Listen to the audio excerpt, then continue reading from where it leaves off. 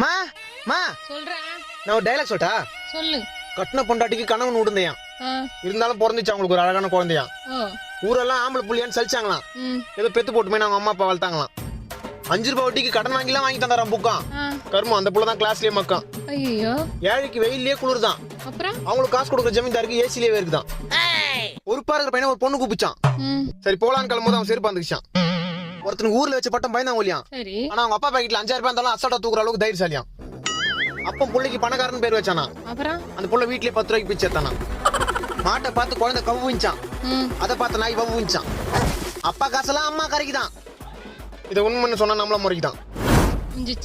19 வயசுல 20 பொண்ணுங்க கூப்பிட்டாலும் போக மாட்டானா. இப்ப 24 வயசு ஆச்சே கல்யாணம் பண்ணி வைக்கல ஏன்னு கேட்டானா. டயலாக்மா இது டைலாக்கா? டயலாக் தாமா இது டைலாக். டயலாக் தாமா. டைலாக் வந்து பேசுங்க.